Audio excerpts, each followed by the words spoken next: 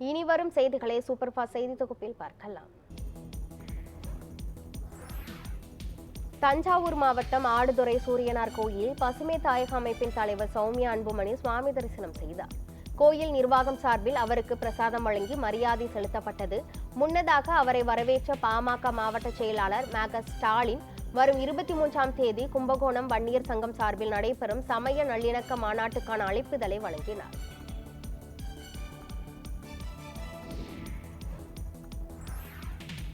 மயிலாடுதுறை மாவட்டம் சீர்காழியில் ஆதி ராகுஸ்தலம் என போற்றப்படும் நாகேஸ்வர வரமுடையான் கோயிலில் கும்பாபிஷேக விழா வெகு விமரிசையாக நடைபெற்றது. இதில் ஆயிரக்கணக்கான பக்தர்கள் கலந்து கொண்டு சாமி தரிசனம் செய்தனர். விழாவில் புனித நீர் அடங்கிய கடங்கள், மேளதாளங்கள் மற்றும் வேத மந்திரங்கள் முழங்க எடுத்து செல்லப்பட்டன. பின்னர் விமான கலசங்களில் புனித நீர் ஊற்றப்பட்டு கும்பாபிஷேகம் நடத்தி வைக்கப்பட்டது.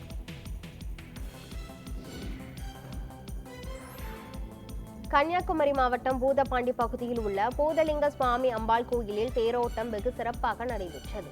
கடந்த 2ஆம் தேதி கொடியேற்றத்துடன் தொடங்கிய தை திருவிழாவில் தினம்தோறும் பல்வேறு சிறப்பு பூஜைகள் நடைபெற்றன.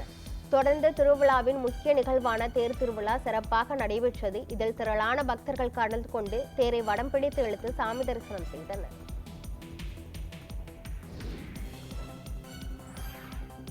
காஞ்சிபுரம் மாவட்டம் ஸ்ரீபெரும்புத்தூர் அருகே முகமூடி அணிந்த நபர்கள் வீட்டில் நுழைந்த தொழிலதிபரை கத்தியால் தாக்கி 5 பவுன் தங்கச் செயினை பறித்து சென்ற சம்பவம் அச்சத்தை ஏற்படுத்தியுள்ளது. மலைப்பட்டி பலவத்தம்மன் கோயில் தெருவை சேர்ந்த ராஜேஷ் என்பவர் டிராவல்ஸ் தொழில் நடத்தி வருகிறார். இவர் வீட்டில் இருந்தபோது காரில் வந்த அடையாளம் தெரியாத மர்ம நபர்கள் சிலர் வீட்டின் உள்ளே நுழைந்து அவரை சரமாரியாக தாக்கி 5 பவுன் தங்கச் செயினை பறித்து சென்று உள்ளனர். போலீசார் வழக்கு பதிவு செய்து குற்றவாளியை தேடி வருகின்றனர்.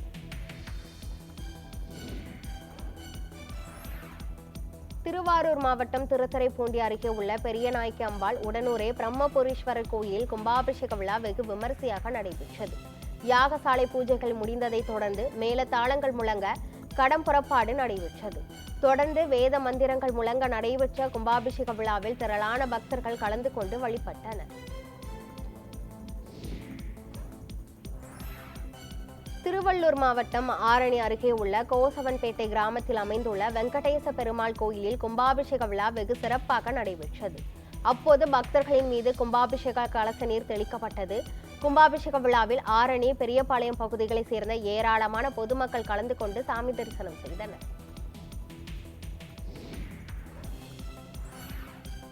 ராமநாதபுரம் மாவட்டம் பரமக்குடியில் உள்ள ஸ்ரீ முத்தாள பரமேஸ்வரி அம்மன் கோயிலில் கும்பாபிஷேக விழா வெகு சிறப்பாக நடைபெற்றது.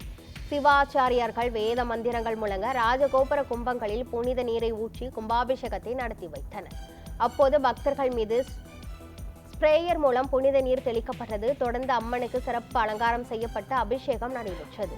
17 ஆண்டுகளுக்கு பிறகு நடைபெற்ற மகா கும்பாபிஷேக பெருவிழாவில் ஆயிரக்கணக்கான பக்தர்கள் கலந்து கொண்டு சாமி தரிசனம் செய்தனர்.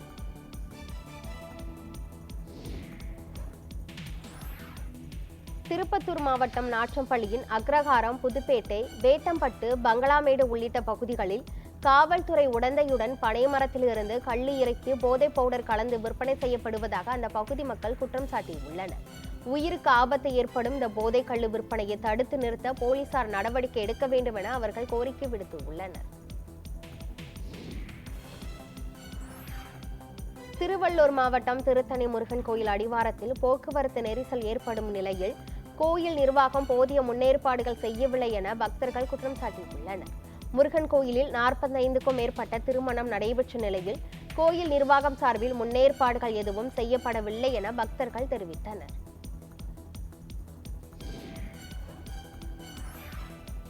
திருவாரூரில் லாரிகளிலிருந்து டீசல் திருடிய 5 குற்றவாளிகளில் 3 பேரை கணக்கில் காட்டாமல் மறைத்த 5 காவலர்கள் காத்திருப்பு பட்டியலுக்கு மாற்றப்பட்டு விசாரணை நடைபெற்று வருகிறது.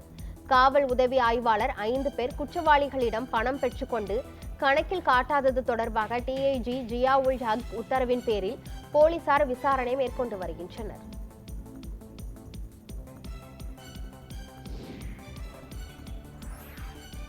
தேனி மாவட்டம் ஆண்டிப்பட்டி அருகே அணையிலிருந்து பாசனத்திற்கு திறக்கப்படும் தண்ணீரின் அளவு வினாடிக்கு 750 கன அடியாக அதிகரிக்கப்பட்டு உள்ளது.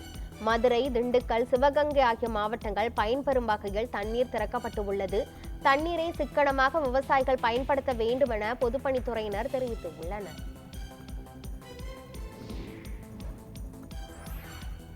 தமிழ்நாடு பனைமர தொழிலாளர்கள் நலவாரியம் சார்பில் பனை தொழிலாளர்கள் ஆலோசனை கூட்டம் ராமநாதபுரம் மாவட்டம் பரமக்குடி அருகே நடைபெற்றது. இதில் பனைமரை தொழிலாளர்கள் நலவாரிய தலைவர் எர்ணாவூர் நாராயணன் கலந்து கொண்டு தொழிலாளர்களிடம் கருத்துக்களை கேட்டார்.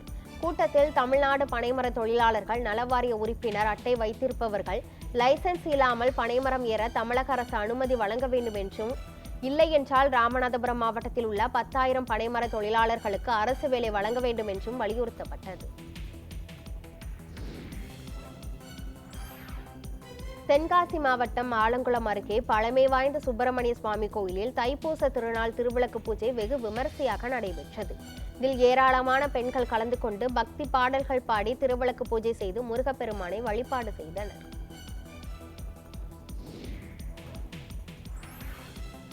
சிவகாசியில் தைப்பூசத்தை முன்னிட்டு சிறுவர் சிறுமியர்கள் கையில் வேலோடு சேவல் கொடியேந்தி முருகன் வேடம் தரிசித்து ஊர்வலம் சென்றனர். இதனைத் தொடர்ந்து பெரியவர்களும் தோள்களில் அலங்கரிக்கப்பட்ட காவடியுடன் தலையில் பால் குடங்கள் சுமந்து முருகா முருகா வெற்றிவேல் முருகா என்ற பக்தி முழக்கங்களுடன் பாத யாத்திரையாக சென்றனர். மாணவ மாணவியர்கள் தேர்வுகளில் வெற்றி பெற வேண்டி ஆண்டவனை வழங்கி வழிபாடு செய்தனர்.